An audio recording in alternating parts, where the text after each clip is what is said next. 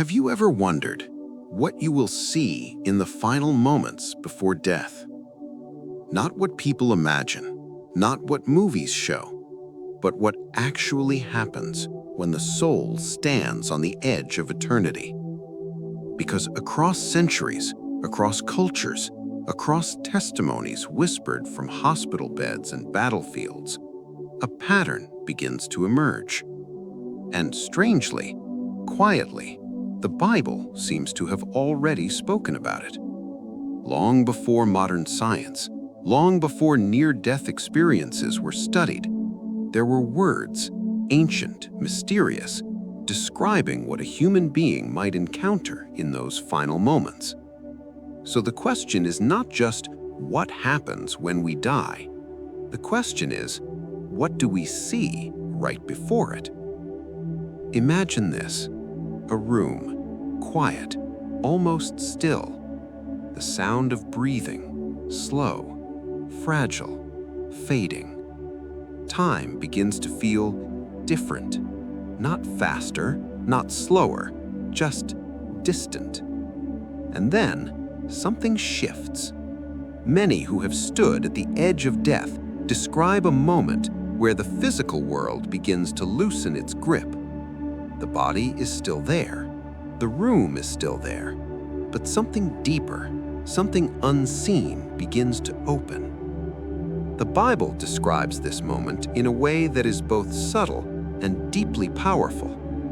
In the book of Ecclesiastes, it says that the dust returns to the ground, and the spirit returns to God who gave it. Returns. That word alone changes everything, because it suggests that death is not just an ending, it is a movement, a crossing, a transition. But what does that feel like? What do you see when that return begins? Some testimonies describe light, not ordinary light, not sunlight, not a lamp, but a presence, luminous, alive, almost aware. A light that doesn't just illuminate the room, but seems to reach through the person, touching something deeper than the eyes. In the Bible, light is never just light. It is presence. It is truth. It is God Himself. In the book of Psalms, it says, "In your light, we see light." And in the New Testament, it says that God dwells in unapproachable light. So when people describe seeing a light, could it be more than a neurological reaction? Could it be a glimpse of something eternal? But not everyone describes the same thing.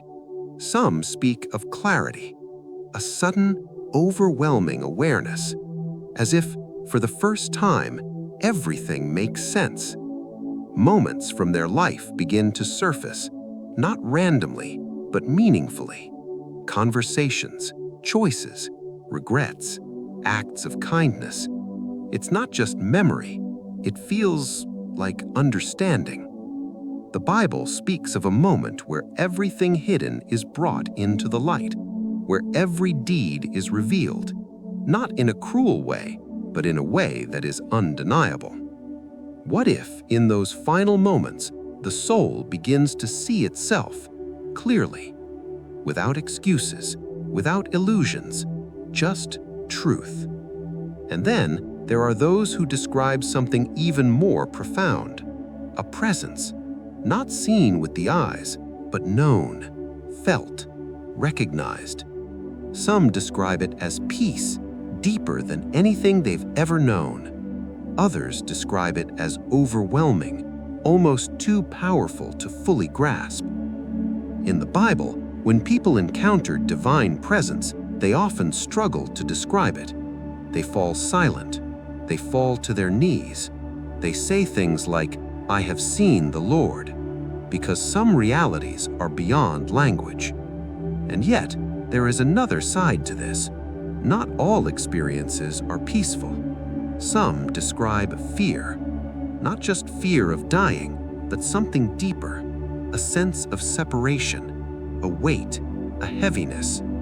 The Bible speaks about this too, about light and darkness, about being drawn towards God or being distant from Him. And in those final moments, when everything else fades away, what remains might be the true direction of the soul. So what determines what someone sees? Is it random? Is it biological? Or is it spiritual? Jesus once told a story: a rich man and a poor man named Lazarus. When they both died, their experiences were completely different. One found comfort, the other torment. Not because of chance, but because of the condition of their lives and their hearts. It's a story that raises a haunting question. Could the final moments before death reveal the destination that follows? Could what you see be connected to where you're going? But let's slow down, because this is not just about fear or judgment. There is something deeply hopeful in all of this. The Bible also speaks of peace, a peace that surpasses understanding, a peace that is not dependent on circumstances, but comes from connection with God. Many who have faced death, even in suffering, describe an unexpected calm, a release, as if something is gently pulling them beyond the pain, beyond the fear. Jesus said, "I am the resurrection and the life. Whoever believes in me will live even though they die." That statement changes the meaning of death entirely, because it suggests that death is not just an ending, it is a doorway into another kind of life. And if that's true, then the final moments before death are not just about ending, they are about entering. So what do you see when you are about to enter eternity? Let's go deeper. There is a passage in the Bible where Stephen, one of the first followers of Jesus, is about to die. He is being stoned. It is violent. It is chaotic. It is terrifying. And yet, in that moment, something extraordinary happens. The text says that he looks up and sees heaven open. He sees the glory of God. He sees Jesus standing at the right hand of God. In the middle of death, he sees heaven. Not darkness, not confusion, but clarity, vision, presence. What if that moment was not unique to him? What if, in different ways, every person begins to see something beyond this world as they leave it? Because if the physical eyes are closing, maybe another kind of sight is opening. A deeper sight, a spiritual perception. And maybe, just maybe, that's why so many people describe seeing things that others in the room cannot see. They speak to someone who isn't physically there. They react to something unseen. They seem to be somewhere else while still being here. Could it be that they are standing between two realities? Not fully here anymore, but not fully there yet. A threshold, a crossing point. The Bible often describes life and death in terms of paths, narrow and wide, light and destruction. And perhaps the final moments are where those paths become visible, not as abstract ideas, but as real, undeniable direction. So if that's true, then the most important question is not just what you will see, but how you are living now. Because what if your final vision is shaped by your present reality? What if everything you pursue, the choices you make, the way you love, the way you forgive, all of it is quietly preparing your soul for that final moment? Think about that. Every day, moving towards a moment you cannot avoid. A moment where everything becomes clear, not blurred, not hidden, clear. And yet, there is no need for fear, because the Bible does not present this as a trap, but as an invitation. An invitation to know God now, to walk in light now, to experience peace now, so that when the final moment arrives, it is not terrifying, it is familiar, recognizable, like coming home. Jesus once said something simple but incredibly powerful. I go to prepare a place for you. A place, not an idea, not a concept. A place, prepared, intentional, personal. And if that is true, then the final moments before death are not just about what you see, they are about who you are going to meet. And that changes everything. Because seeing a light is one thing, but recognizing the one behind the light, that is something entirely different. Some people describe calling out, even without words, a reaching from deep within. And sometimes they describe being met, not alone, not abandoned, but received. The Bible repeatedly emphasizes this idea that God is not distant. And when that moment finally arrives, there is no rehearsal, no second attempt, no pause button. Just a quiet, undeniable shift. The breath slows, the world fades, and something deeper begins to take its place. Not louder, but clearer. Not chaotic, but precise. It is as if everything you have ever lived, every choice, every word, every hidden thought, gathers into a single point of awareness. And in that awareness, you are not just remembering your life, you are seeing it. Not the version you told others, not the version you convinced yourself of, but the truth, pure, unfiltered, complete. The Bible speaks of a moment when every hidden thing is revealed, when nothing remains in the dark. And maybe that moment does not begin after death. Maybe it begins just before. A final unveiling, a final clarity. And yet, in the middle of that clarity, something else emerges. Not just what you have done, but who you are.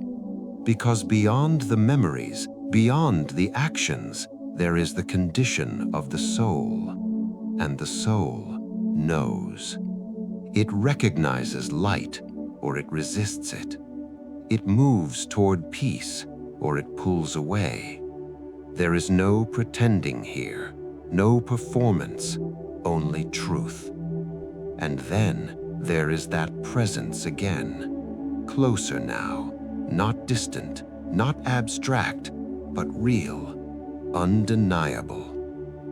For some, it feels like peace beyond anything they have ever known, a release so deep it's almost impossible to describe, as if every weight, every fear, every wound is gently lifted, not erased, but understood, healed.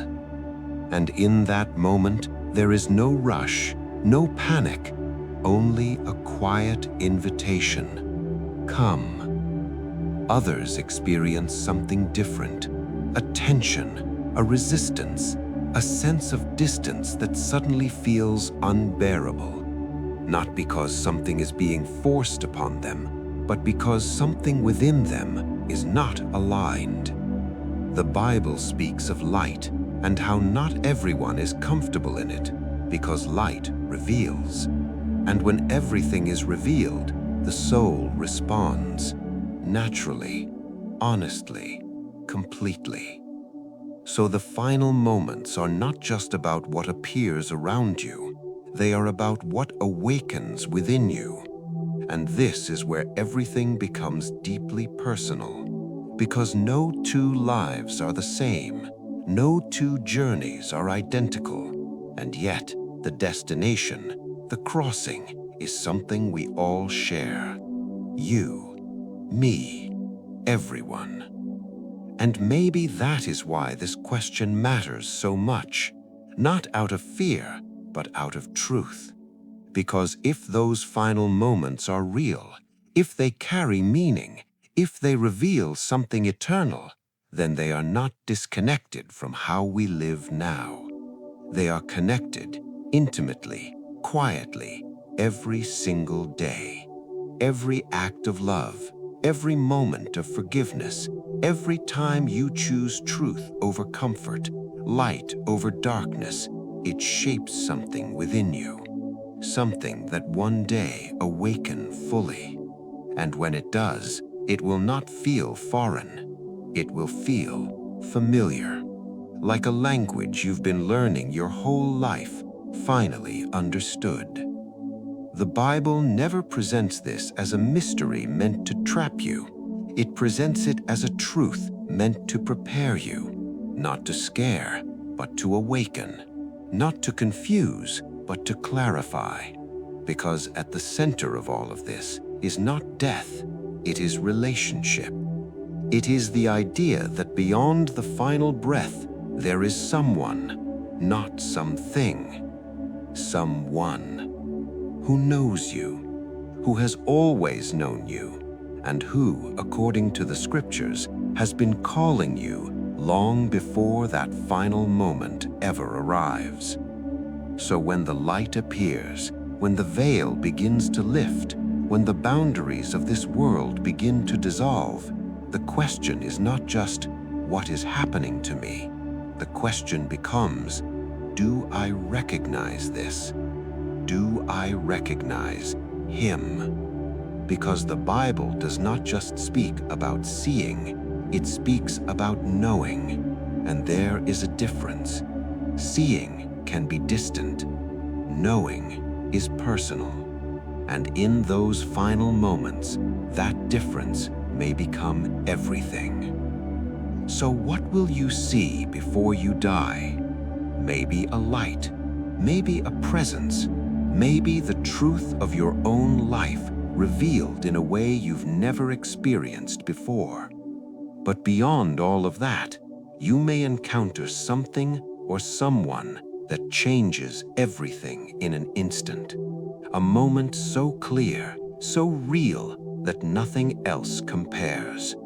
And in that moment, there will be no more questions, no more doubts, only understanding. Deep, complete, unshakable. And maybe, just maybe, that is why these ancient words have endured so long. Because they are not just describing the end, they are pointing to a reality that begins now. A reality that grows quietly within you, day after day, choice after choice, until one day, you open your eyes for the last time in this world, and for the first in another.